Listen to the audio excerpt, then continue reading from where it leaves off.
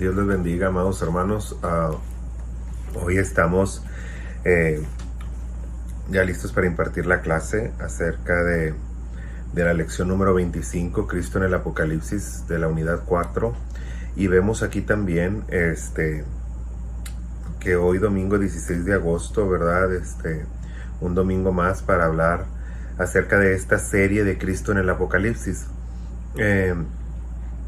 El título de esta clase se llama El Cordero que es digno, ¿verdad? Y tiene un subtítulo que dice Jesucristo es digno de ser glorificado como el Cordero de Dios exaltado. Bien, aquí vamos a ver una faceta nueva. Recordemos que dice, escribe las cosas que son y las que han de ser después de estas. Bueno, aquí ya empieza a avanzar en el tiempo. Ya son las cosas que sucederían después, ¿verdad? Que sucederán después de estas. Entonces, vamos a tomar con paciencia esta clase. Recuerde que hablar de profecía es ondear en un tema muy amplio, especialmente porque la profecía nunca ha sido de interpretación privada. Nos dice Pedro, ¿verdad? Que la profecía siempre tiene que ser llevada, ¿verdad? Y sometida a los diversos ministerios para que a través del Espíritu Santo en diversos ministerios, ¿verdad? Se pueda juzgar la palabra y pueda llegarse a una interpretación correcta. Y aquí vamos a ver esto precisamente, ¿verdad? Que vamos a adentrarnos ahora a lo que es la apertura, finalmente la apertura del libro. Ha de saber que ese libro fue un misterio desde el Antiguo Testamento. El libro que vamos a hablar aquí dice que estaba escrito, ¿verdad? Por todos lados y estaba sellado. Entonces vamos a ver a qué representa todo esto. Para poder entender un poco la profecía, recuerde que tenemos que entenderla desde la perspectiva de Juan. La profecía se le dio a Juan, no se le dio a los demás. Y Dios le dio esa profecía a Juan para que Juan la entendiera. La entendiera con las costumbres de él, para que la entendiera con el vocabulario de él, para que la entendiera con la manera de pensar de él, ¿verdad? Entonces para poder entender un poco esta profecía tendríamos que viajar a través del tiempo, ¿verdad?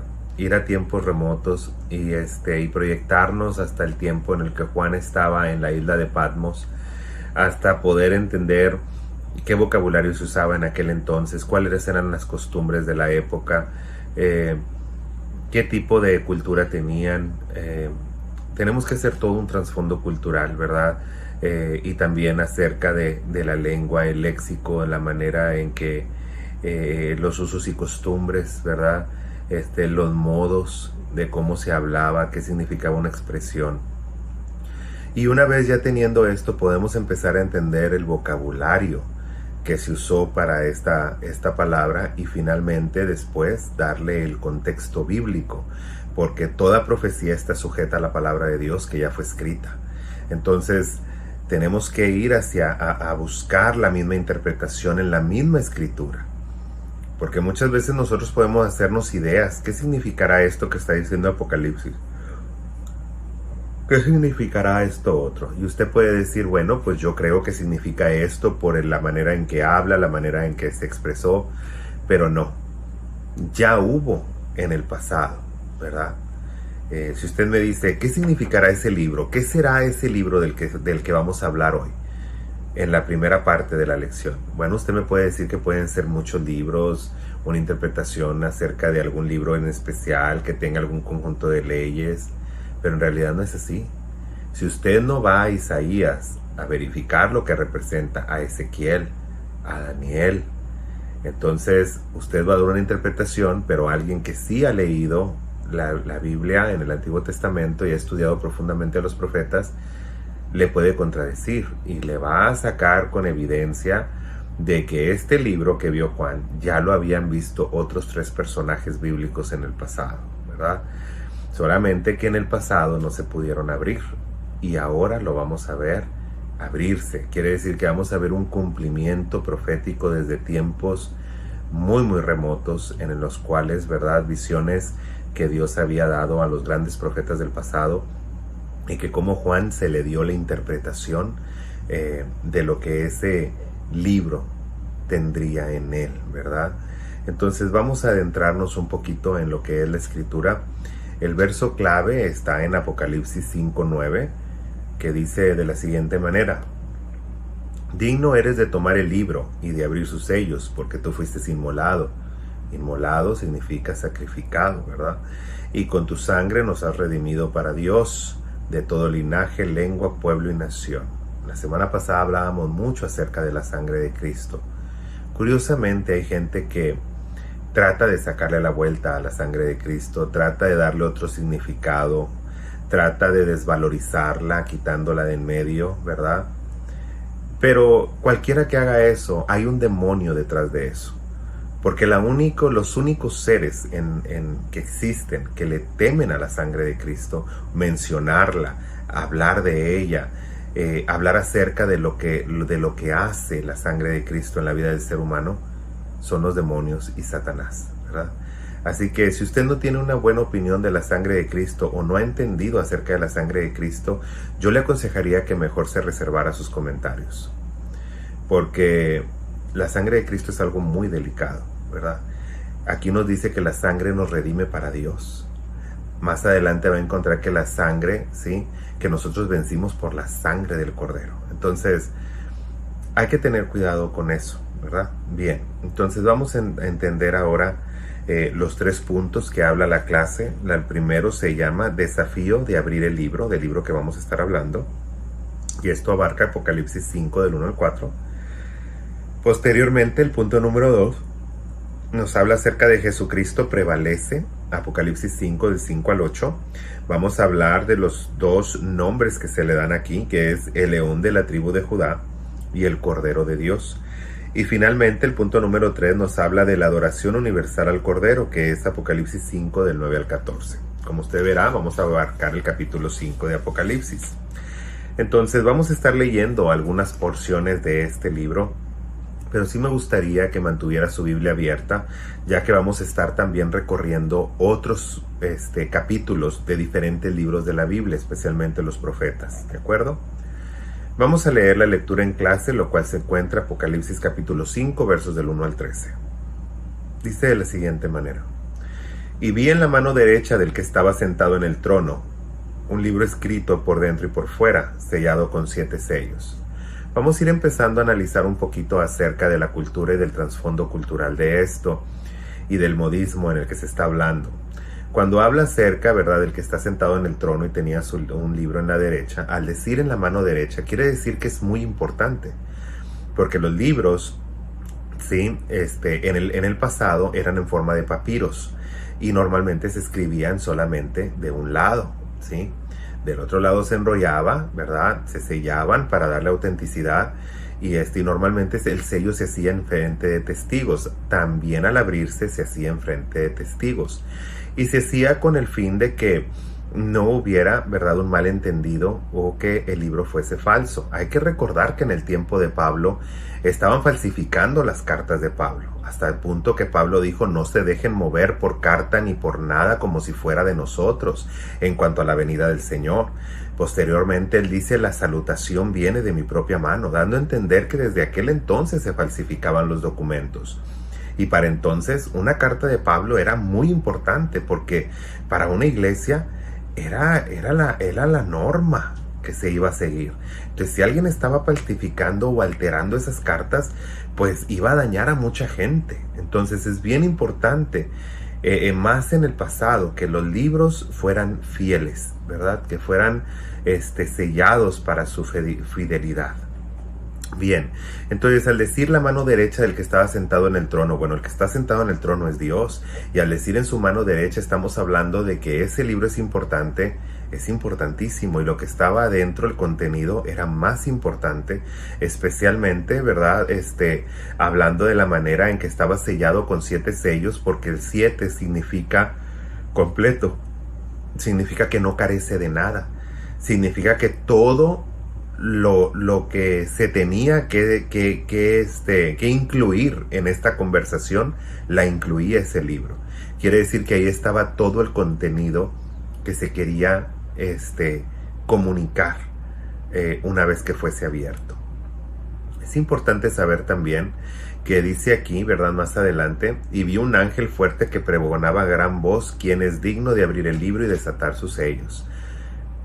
Ahora, ¿por qué aquí habla de dignidad? ¿Por qué hablamos de ser dignos? Bien, este libro contiene palabras de juicio, y para que alguien pueda leer una sentencia, ¿verdad?, necesita tener cierta facultad, como por ejemplo, usted cuando va a un tribunal en nuestros días, ahorita, en los tribunales hechos por el hombre, por la justicia, por el gobierno, cuando usted va a un tribunal, pues claro, está el fiscal, está también, ¿verdad?, el abogado defensor, está también, ¿verdad?, el acusado, está la persona demandante, está también, ¿verdad?, los testigos, está un juez y está también un grupo de ciudadanos, los cuales se llama jurado.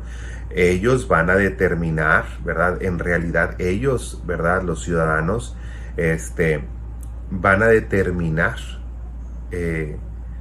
si la información que les está llegando a ellos es fidedigna. Y si sí es fidedigna, basada en esa información, entonces van a tomar, ¿verdad?, votación para saber qué decisión va a tomar el pueblo en cuanto a esta persona, si se le va a juzgar de alguna manera o de otra. Ahora, una vez que se llega, ¿verdad?, el juez está ahí, y el juez está para cerciorarse de que la información que va a recibir el jurado sea auténtica, ¿verdad?, que sea una información correcta, que esté juzgada por el juez, que esté bien estudiada por los abogados, por el fiscal, y que los testigos, ¿verdad?, se les cuestione de una manera apropiada para que la verdad salga a la luz. Y por supuesto, ¿verdad?, que no se cometa una injusticia.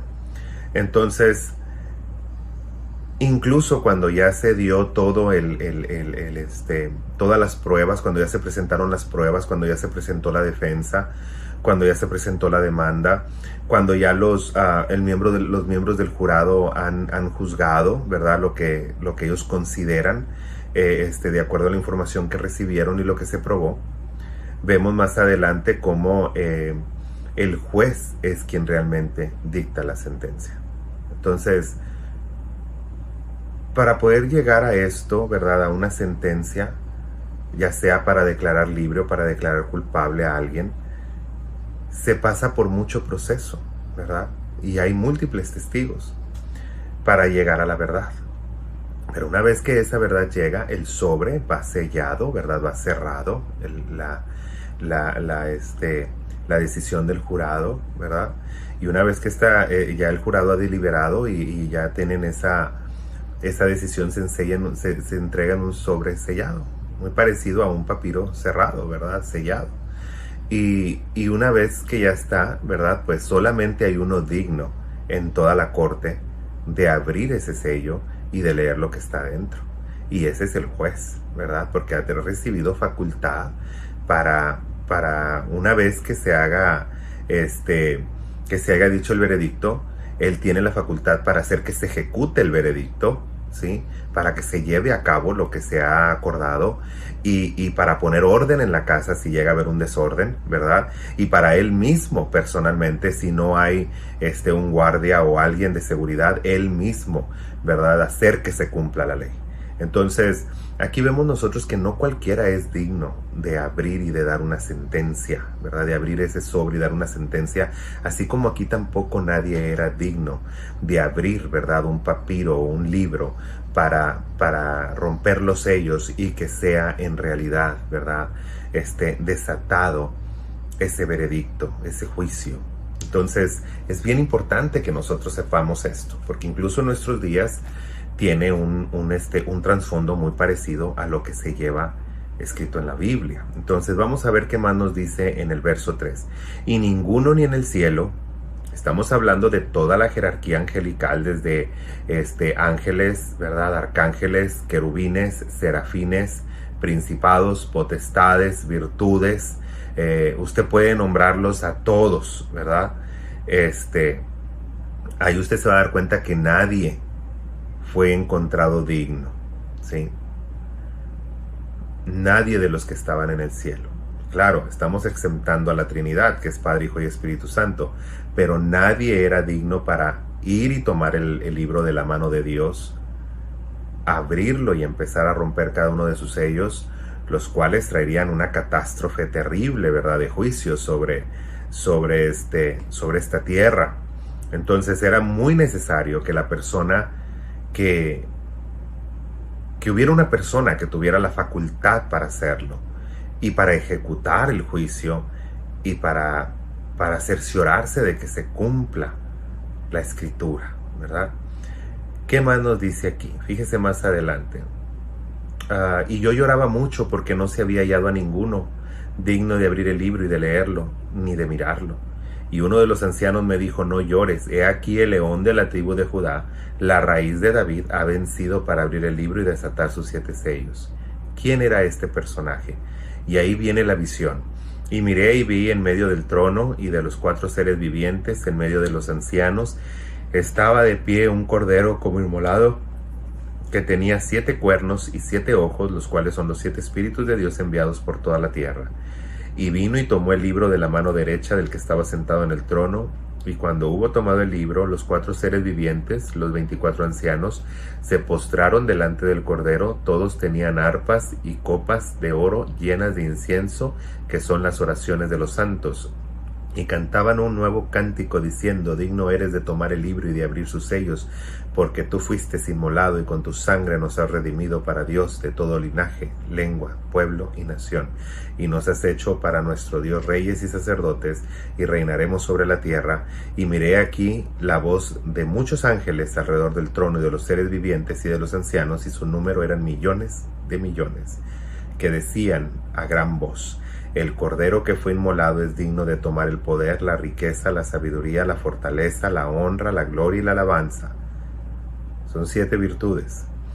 Y de todo lo creado que está en el cielo y sobre la tierra y debajo de la tierra y en el mar y todas las cosas que en ellos hay, oí decir: el que está sentado en el trono y al Cordero que sea la alabanza, la gloria, el poder por todos los siglos de los siglos. Bien.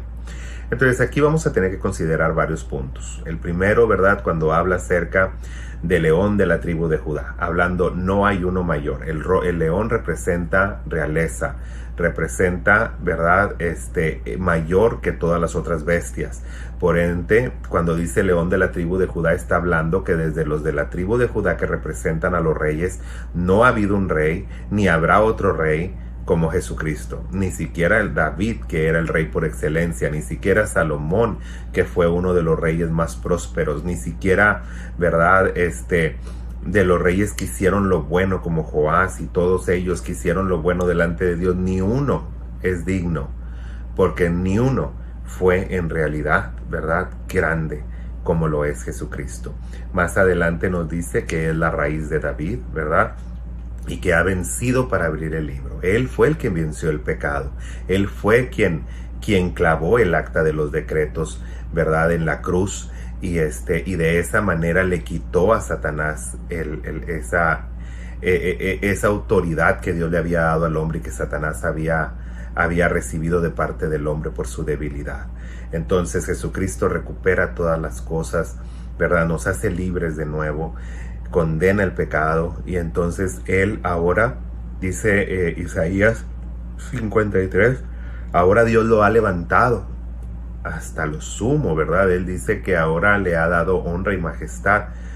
Y luego más adelante dice Pablo: para que en el nombre de Jesús se doble toda rodilla de los que están en los cielos, en la tierra y debajo de la tierra, y toda lengua confiese que Jesús es el Señor, para honra de Dios Padre. Entonces nosotros vemos todas estas verdades, pero ¿qué es el libro? ¿Por qué no me acompaña para hablar acerca de este famoso libro? Quiero que me acompañe por favor a Isaías capítulo 29 y vamos a ondear ahí, y también vamos a ir a Ezequiel. Pero primero vamos a Isaías 29, 11 y 12. Y dice así Isaías 29, 11 y 12.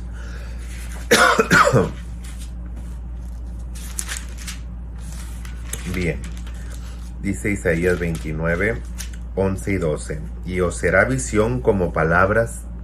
Dice, y os será toda visión como palabras de libro sellado, el cual si dieren el que sabe leer y le dijeren, lea ahora esto, él dirá, no puedo porque está sellado. ¿Sí? Y dice más adelante, y si dijeren al libro que no se ha de saber leer, diciéndole, lee ahora esto, él dirá, no sé leer. Dice pues el Señor, ¿por qué este pueblo se acerca a mí con su boca y con sus labios me honra, pero su corazón está lejos de mí y su temor de mí no es más que un mandamiento de hombres que les ha sido enseñado? ¿Sí? Porque dice, pero fíjese el trasfondo en el verso 10, porque Jehová derramó sobre vosotros espíritu de sueño, y cerró los ojos de vuestros profetas, y puso velo sobre las cabezas de vuestros videntes, y os será como un libro que no se entiende. Más adelante nos dice en el verso 17, no se convertirá de aquí en mucho tiempo el Líbano en campo fructífero, y el campo fértil será estimado por bosque, en que en aquel tiempo los sordos oirán las palabras del libro, y los ojos de los ciegos verán en medio de la oscuridad y de las tinieblas. Entonces los humildes crecerán en alegría en Jehová, y aún los más pobres de los hombres se gozarán en el Santo de Israel. Este libro no solamente va a contener, ¿verdad?, 7 juicios, porque a veces lo hemos pensado así. Estos 7 son las 7 copas, es esto. No.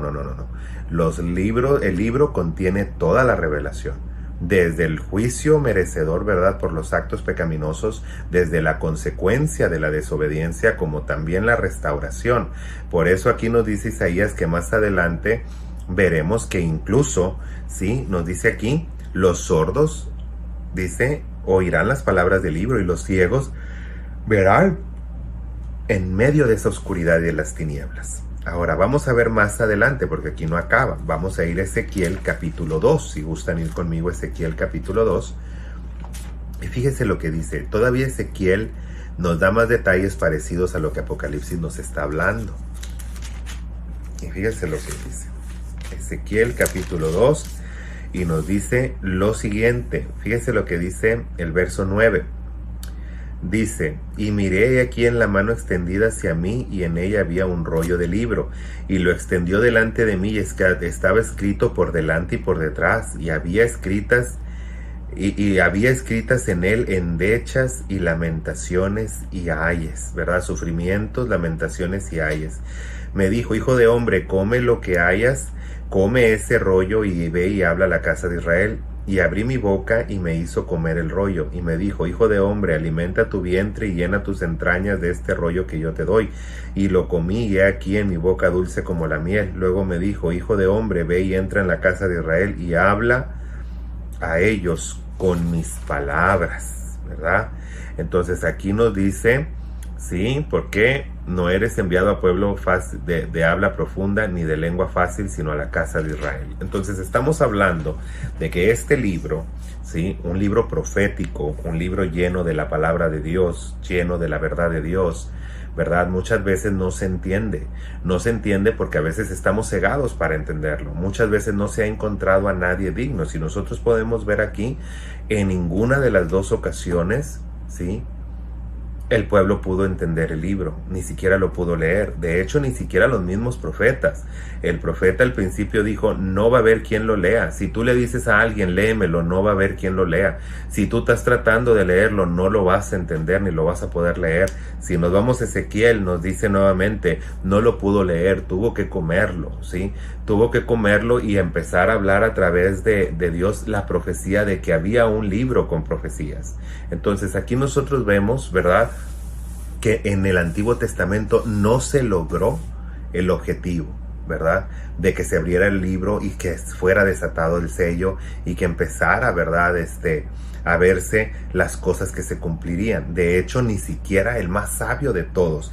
En el libro de Ezequiel dicen que le dicen al rey de Tiro, he aquí tú eres más sabio que Daniel, siendo que Daniel era de los sabios, pero sabemos que el rey de Tiro era un tipo de Satanás. Entonces, estaba hablándole en forma espiritual a un querubín, pero fuera de ellos, fuera de alguien sobrehumano, no había otro más sabio que Daniel, ¿sí? en entendimientos profundos. No estoy hablando de sabiduría de entendimiento de entendimiento de carácter moral como lo tenía Salomón. Estamos hablando de carácter espiritual y misterios como lo tenía David. Y fíjese lo que dice David ahora. Si usted gusta acompañarme, David, como lo tenía Daniel, equivoqué el nombre, es Daniel, no David. Entonces vamos a ver qué nos dice ahora el profeta Daniel. Y fíjese lo que dice en el capítulo 12, si van conmigo, ¿sí? Dice en el verso 8, dice: yo oí, mas no entendí, y le dije: Señor mío, ¿cuál será el fin de todas estas cosas? Y respondió: anda, Daniel, que estas palabras están cerradas y selladas hasta el tiempo del fin. Muchos serán limpios y emblanquecidos y purificados, y los impíos procederán impíamente, y ninguno de los impíos entenderá, pero los entendidos comprenderán. ¿Sí? Entonces aquí nos dice: anda, Daniel, estas palabras están selladas y cerradas hasta el tiempo del fin. Quiere decir que nadie iba a poder entender el libro, ¿sí? El libro estaba cerrado. La profecía última, la profecía final, solamente la iba a entender el Cordero, y él era el único que iba a poder desatarlo, porque eso se le reservó a él. Y quiero que vaya conmigo de nuevo a Isaías y vamos a ver quién era Jesús. Fíjese lo que le voy a leer acerca de Isaías, capítulo 53. Y vamos a ver un poquito de Isaías 53, si me acompaña. Fíjese lo que dice: ¿quién ha creído a nuestro anuncio, y sobre quién se ha manifestado el brazo de Jehová? Cuando dice el brazo de Jehová, habla de poder, ¿sí? Lo podemos ver desde el libro de Números, cuando le dice: ¿acaso mi brazo se ha cortado? Ahora verás si se te cumple mi palabra o no. Estaba diciéndole: ¿acaso mi poder es limitado? Ahora verás si se te cumple mi palabra o no. Entonces, cuando hablamos del brazo de Jehová, hablamos de su poder, ¿verdad? Sobre quién se manifestó el poder de Jehová, sobre quién habitó el espíritu de Jehová. Y fíjese lo que dice: subirá cual renuevo delante de él, como raíz de tierra seca. La raíz de David, ¿verdad? No hay parecer en él, ni hermosura le veremos, mas inatractivo para que le deseemos. Despreciado y desechado entre los hombres, varón de dolores, experimentado en quebranto. Y como que escondimos de él el rostro, fue menospreciado y no le estimamos. Ciertamente él llevó nuestras enfermedades y sufrió nuestros dolores, y nosotros le tuvimos por azotado, por herido de Dios y abatido. Mas él herido fue por nuestras rebeliones, molido por nuestros pecados. El castigo de nuestra paz fue sobre él, y por su llaga fuimos nosotros curados. Todos nosotros nos descarriamos como ovejas, cual se apartó por su camino, mas Jehová cargó en él el pecado de todos nosotros, ¿verdad? Ahí él venció el pecado, como dice la carta a los Colosenses, ¿verdad? Ahí dejó el decreto del pecado, lo clavó en la cruz. Angustiado él y afligido no abrió su boca, como cordero fue llevado al matadero, como oveja delante de sus trasquiladores enmudeció y no abrió su boca, ¿verdad? Tal como lo dice también Salmo capítulo 22.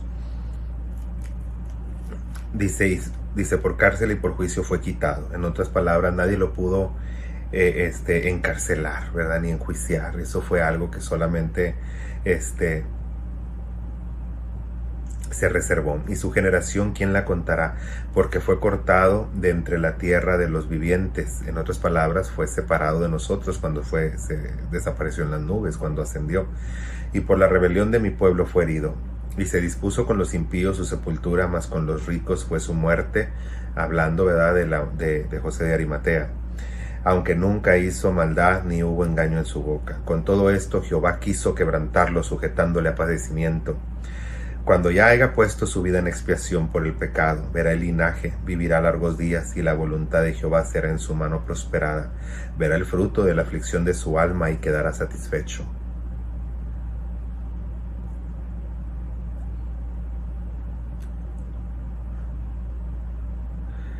Él está satisfecho de lo que ve, aunque no lo merezcamos nosotros. Cuando Él ve que tú haces un acto de bondad, Él dice: valió la pena. Valió la pena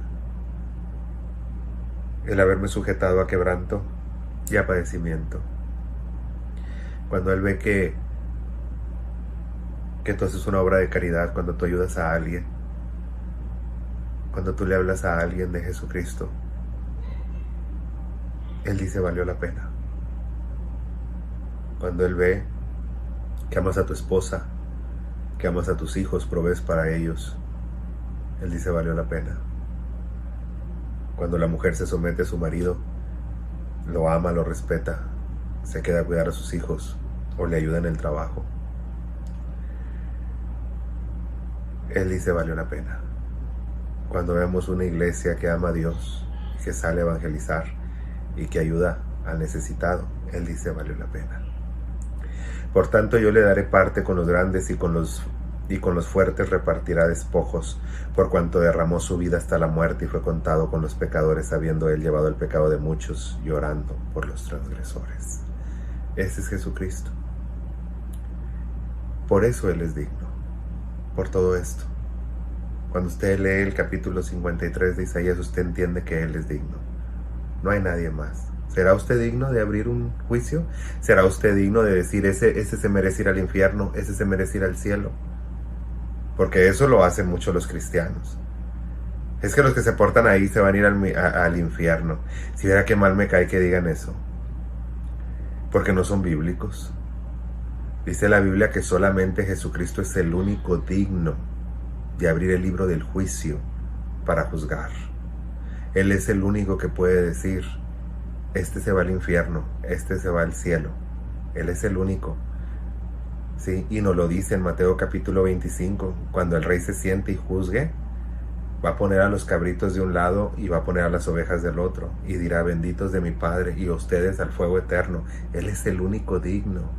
Y todavía hasta en ese momento Él te dice, yo tengo misericordia de quien yo quiero tenerla. Si ese fue malo toda la vida, pero a mí me agradó, ¿a ti qué te importa? Si yo lo quiero salvar, ¿a ti qué?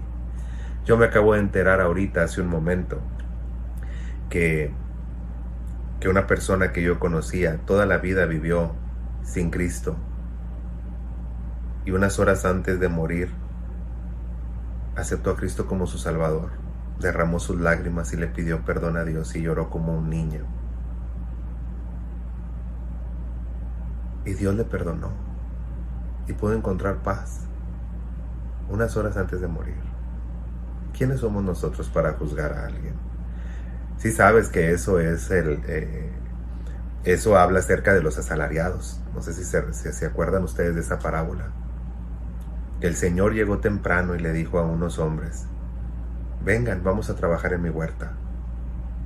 Y le dijeron, ok, ¿cuánto nos pagas? ¿Les parece bien? 2 monedas de plata. Sí, nos parece muy bien. Más adelante, a mediodía, va y consigue otros 2 hombres y les dice, hey, ¿quieren venir a trabajar a mi huerta? Sí. ¿Por cuánto me ayudan? 2 monedas de plata, ¿le parece bien? Sí, me parece bien, vénganse a trabajar. Y luego llega uno, 1 hora antes de que acabe el día, y le dice, ¿vienes a trabajar a mi huerta? Sí, claro que sí. ¿Cuánto me va a pagar? ¿Te parecen bien 2 monedas de plata? Sí, claro que sí. Y los que habían llegado en la mañana y al mediodía venían enojados. Oye, Señor, nosotros hemos estado todo el día aquí en el solazo. Todo el día. Y viene 1 hora antes de que se acabe el día, ya cuando ya cayó el sol y está fresco. Y le pagan lo mismo que a nosotros. Entonces el Señor le dice, a ver, un momento. Yo cuando los busqué, yo les pregunté si querían trabajar y ustedes me dijeron que sí. Yo les pregunté cuánto querían ganar y ustedes me dijeron el sueldo que querían y se los pagué. Igual manera hice con ustedes, los que llegaron a mediodía. Igual manera algo con él, con el que llegó al último. ¿Cuál es el problema? Es mi dinero. Yo le doy a quien yo quiero. Y yo le pago como yo quiero a quien yo quiero. ¿Sí? Entonces, ¿por qué nos enojamos por lo que no es de nosotros? Usted está peleando algo que no es de usted. La salvación no es de usted, se la regaló Cristo. ¿Sí? El cielo no es de usted, es el trono de Dios. Y si Él quiere tener allá a la gente o no, es asunto de Él. Jesucristo todo el día está intercediendo por nosotros, todos los días. Entonces, No nos apropiemos de algo. No digamos, esta denominación no va a irse al cielo, nosotros sí, aquellos no van a ser salvos, yo sí, porque la salvación no es ni usted ni de ninguna denominación. La salvación es de Dios. Y Él tiene misericordia de quien Él quiere tenerla. Y si nosotros llevamos 20, 40, 50 años de cristianos, ¿sí? Y otro lleva 5 años y el otro tiene un día de cristiano y Cristo vino ese día, todos nos vamos a donde mismo y a todos se nos va a dar la misma paga y todos vamos a estar en el mismo lugar y vamos a disfrutar de todo. Y usted puede decir, ¿cómo? Pues entonces hubiera pecado toda mi vida si me voy a salvar al final. No, porque eso tú no tienes garantía.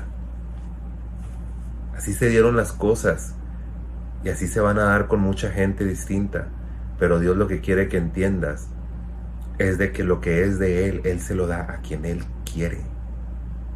¿Sí? Para empezar, la salvación solamente era de los judíos. Usted y yo somos personas adheridas, somos ramas injertadas. Somos personas que alcanzamos salvación porque ellos la rechazaron. Sí sabías, ¿verdad? Sí sabías que si los judíos hubieran creído no hubiéramos alcanzado nosotros nada. Dale gracias a Dios toda la vida que el judío no creyó. Porque cuando Jesucristo vio que no creyeron, dijo, bueno, entonces ahora sí, salgan a todas partes. Porque yo vine a los míos yo vine a lo mío y los míos me rechazaron. Mas a todos los que crean en mí, les daré potestad de ser hijos de Dios. Él vino a lo suyo, vino a predicar y a cumplir la palabra. Los suyos no creyeron.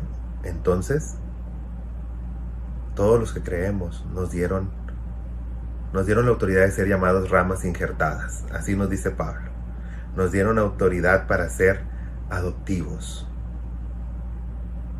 Entonces dale gracias a Dios. Porque tú no tenías casa, ni yo tampoco. No teníamos nada. Vivíamos a la intemperie. Éramos mendigos allá afuera.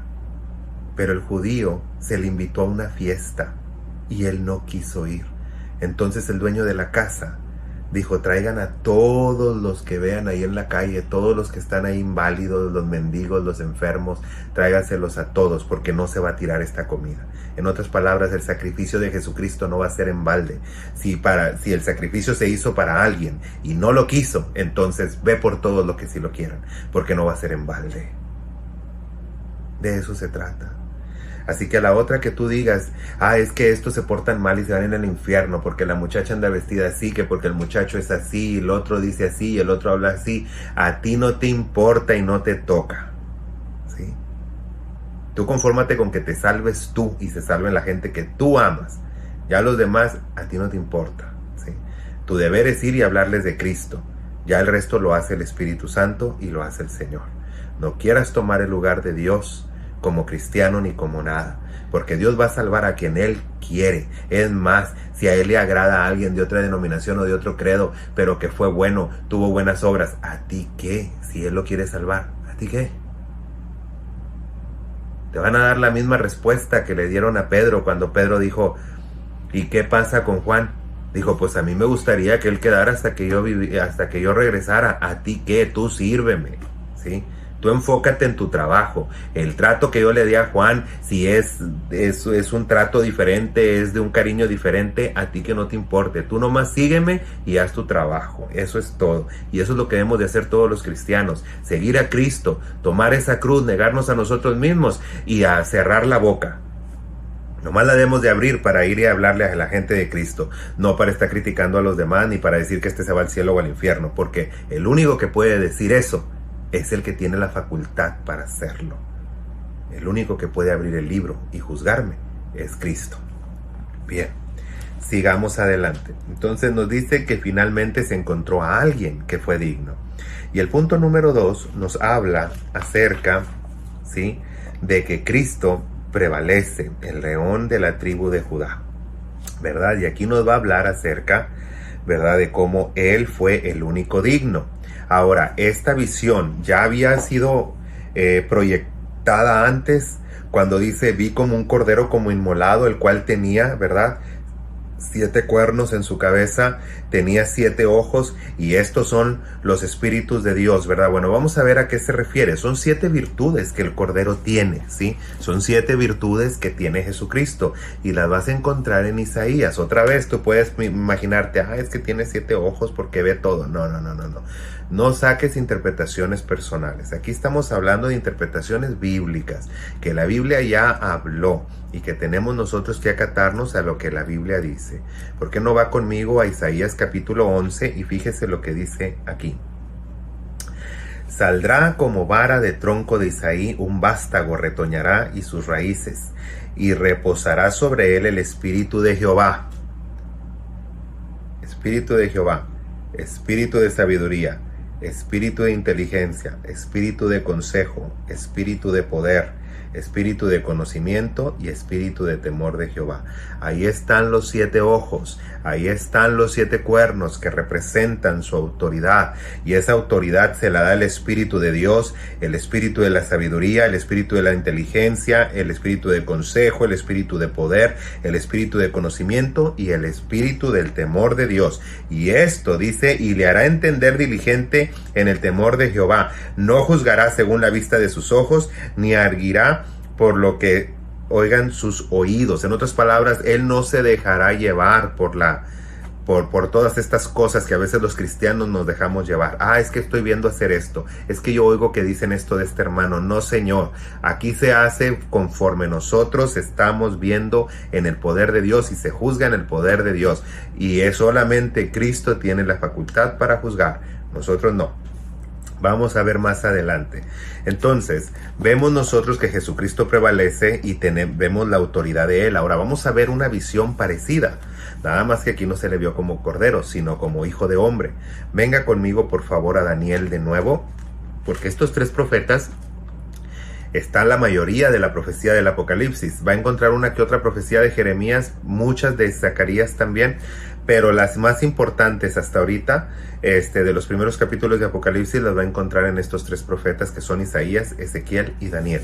Vamos a ver qué más nos dice. Fíjese lo que dice Daniel, y vamos a ir allá por el capítulo 7. Dice en el verso 9: estuve mirando hasta que fueron puestos tronos y se sentó el anciano de días. Es Dios Padre. Dice, cuyo vestido era blanco como la nieve y el pelo de su cabeza como lana limpia, y su trono llama de fuego y las ruedas del mismo fuego ardiente. Y ahí nos dice, ¿verdad?, cómo era todo lo que estaba alrededor de él. Pero fíjese lo que dice aquí más adelante. Verso 13. Miraba yo en la visión de la noche, y aquí con las nubes del viento, hablando de autoridad y divinidad. Dice lo siguiente. Dice, con las alas del viento, dice, las nubes del cielo venían como, dice, déjeme leerlo de nuevo. Miraba yo en la visión de noche, y aquí con las nubes del cielo venía como un hijo de hombre, que vino hasta el anciano de días, y le hicieron acercarse delante de él, y le fue dado dominio, gloria y reino, para que todos los pueblos, naciones y lenguas le sirvan. Su dominio es dominio eterno, que nunca pasará, y su reino uno que no será destruido. Ahora, mírelo paralelamente con lo que acabamos de leer. Fíjese lo que acabamos de leer. Y dice lo siguiente: y cuando hubo tomado el libro, los 4 seres vivientes y los 4 ancianos se postraron delante del Cordero, que tenía las arpas y copas de oro llenas de incienso, con lo que son las oraciones de los santos, y cantaban un cántico nuevo diciendo: digno eres de tomar el libro y abrir sus sellos, porque fuiste inmolado, y con tu sangre nos has redimido para Dios de todo linaje, lengua, pueblo y nación. Muy parecido, ¿verdad? Y le fue dado dominio, gloria y reino, para que todos los pueblos, naciones y lenguas le sirvan. Y dice más adelante: y nos has hecho para nuestro Dios reyes y sacerdotes, y reinaremos sobre la tierra. ¿Sí? Y luego dice: y oí que decían, el Cordero que fue inmolado es digno de recibir el poder, la riqueza, la sabiduría, la fortaleza, la honra, la gloria y la alabanza. Y se le dio dado gloria, reino, para que todas las naciones le sirvan. Es lo mismo. Esa visión que estaba teniendo, ¿verdad? Que estaba teniendo Juan en el Apocalipsis ya la había tenido Daniel, solamente que es como si fueran los evangelios, que Juan te lo explica de una manera, Mateo de otra, Marcos de otra y Lucas de otra, pero en realidad es lo mismo y es así igual. Usted va a encontrar lo mismo en Isaías, Ezequiel, Daniel, Jeremías, Zacarías y en el Apocalipsis. Es lo mismo, nada más que se cuenta de una manera distinta, porque cada quien puso atención en algo distinto. Ahora vamos a ver más adelante. Nos dice más adelante, ya al final, ¿verdad? La adoración universal del Cordero. Y aquí vamos a ver nosotros, dice, debido a que el triunfo de Cristo está consumado, toda la creación se une a la adoración. Ahora, usted dice, bueno, hay un misterio aquí. ¿Por qué dice Apocalipsis que el Cordero va a desatar los sellos, va a desatar los juicios? Porque así es, hermano. Jesucristo es el único que puede desatarlo, ¿sí? Solamente el que tiene la facultad y el que es dueño de. Dice la Escritura, porque Él es la imagen del Dios invisible, el primogénito de toda la creación. Dice, porque por Él todas las cosas existen y subsisten, ¿verdad? Sean principados, todo fue creado por Él y por medio de Él y para Él, ¿sí? Él lo creó, para sí mismo lo creó, ¿sí? Y Él mismo, dice, fue creado, fíjate, es más, vamos a leerlo para que lo podamos entender, porque así ya les digo detalladamente, está en Colosenses, si quiere ir conmigo a Colosenses, y fíjese lo que dice el verso 15 del capítulo 1, 15, verso 15 de Colosenses. Él es la imagen del Dios invisible, el primogénito de toda la creación, porque en Él fueron creadas todas las cosas. O sea, Dios las creó junto con Él, ¿verdad? Pero en Él fueron, o sea, Él, de Él, en Él fueron creadas. Dice, las que hay en los cielos, las que hay en la tierra, visibles e invisibles, sean tronos, dominios, potestades. Todo fue creado por medio de Él y para Él, ¿sí? Él lo creó y lo creó para sí mismo, ¿sí? Entonces quiere decir que el Señor creó todas las cosas.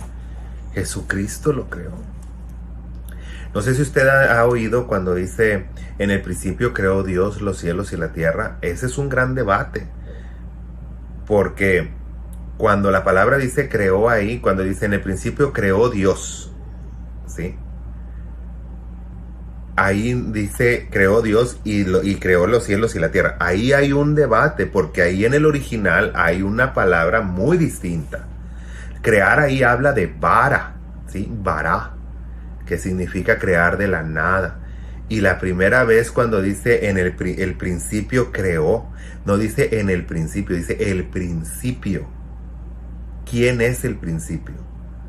Y luego dice emanó, no dice creó, dice emanó el original.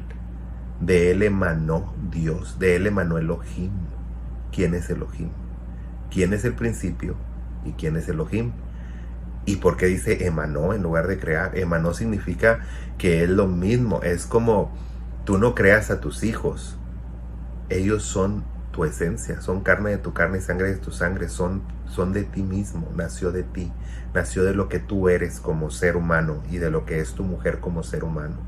Nada más que aquí nació de lo que era la esencia del principio. ¿Quién es el principio? Por eso es que yo les digo, si la Trinidad existe, sí.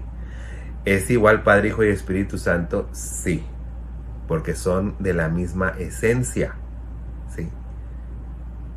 Por eso cuando dice, es que aquí dice que Jesucristo, y por eso se pelean las denominaciones, es que aquí dice Jesucristo fue creado. No. Lee bien y lee en el vocabulario original. Ahí dice emanó. Quiere decir que de Él es como si yo me quito algo dentro de mí y de aquí te digo, mira, esto es mi hijo ahora. Pues no es mi hijo, ¿sí?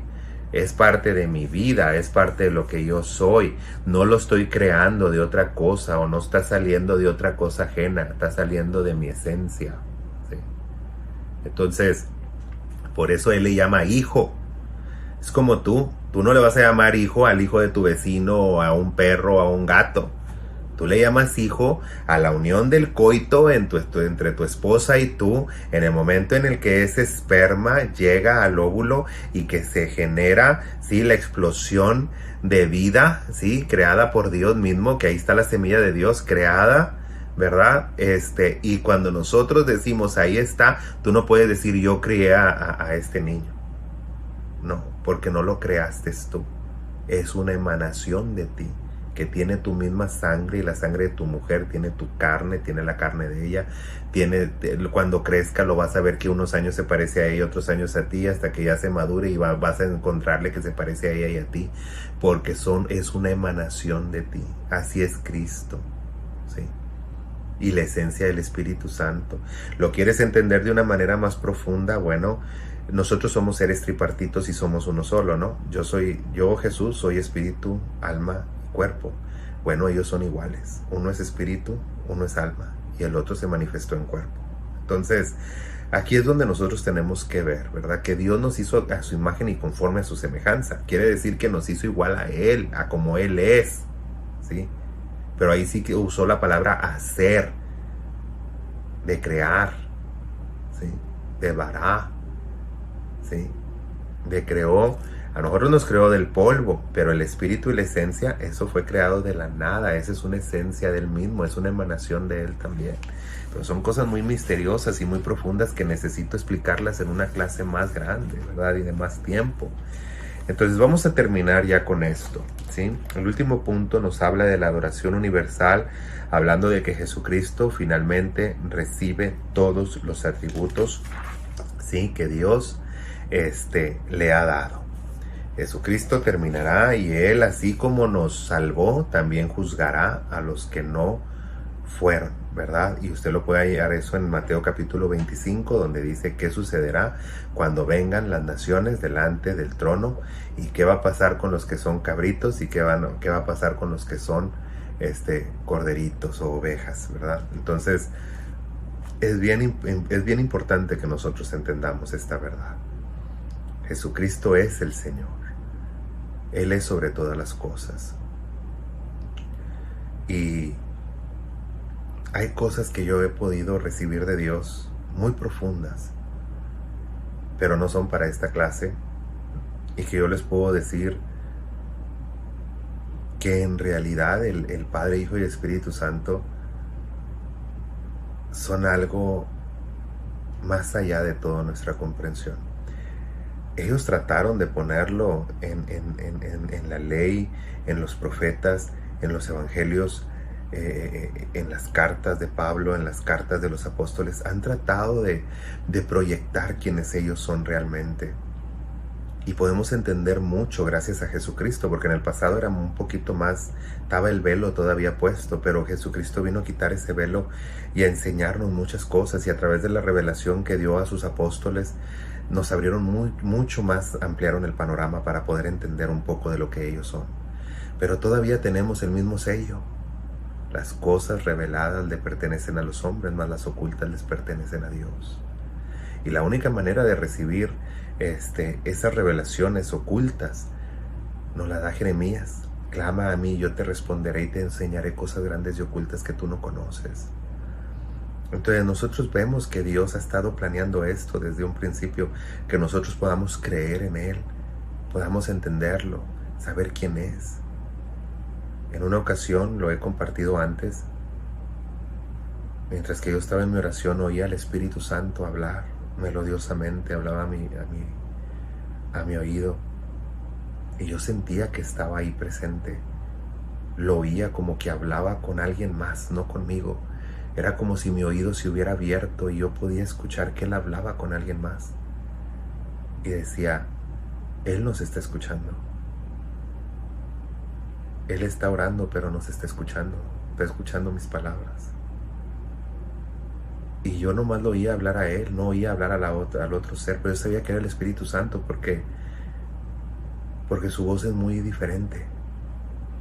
Y Él tiene emociones. Si tú le hablas mal, él se va a entristecer. Si tú dices algo, lo puedes hacer reír o lo puedes hacer sentirse triste. a veces lo he oído enojado. Pero Él tiene esa capacidad, esas emociones. Por eso dice la Escritura, y no contristéis al Espíritu Santo, porque se entristece, ¿sí? Él estorba. Dice que el Espíritu Santo os estorbó para no predicar en Macedonia. Él estorba. O sea, Él tiene decisión, tiene una manifestación de emociones, ¿verdad? Y yo recuerdo que yo oí que nomás decía Él eso, decía, Él nos está escuchando, Él está escuchando mis palabras. Y cuando Él decía eso, yo empecé a pensar en mi mente, dije, Elías escuchaba todo el tiempo la voz de Dios. ¿Cómo pudo haber sido tan fuerte y tan valiente, y cómo Jezabel lo atemorizó? O sea, eso es algo que nunca voy a entender. Y mientras que yo decía eso, yo nunca lo voy a entender, pero bueno, dije, a veces las mujeres pueden ser tremendas, dije yo, y empecé a reírme. Y yo nomás oí eso.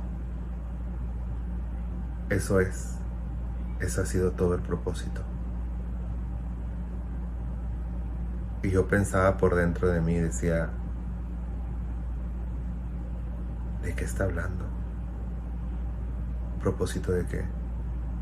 Pero Él sabía mis pensamientos. Y Él dijo, el propósito de que el Mesías muriera y diera su vida es para que ustedes volvieran a sonreír, para que sean felices y disfruten de lo que Dios ha creado para todos ustedes. Entonces, yo ahí entendí muchas cosas. Ahí entendí que cuando Dios diseñó a Adán y a Eva era para que fueran felices, para que gozaran de lo que Dios había creado. Y todo eso se perdió por culpa del pecado y la desobediencia.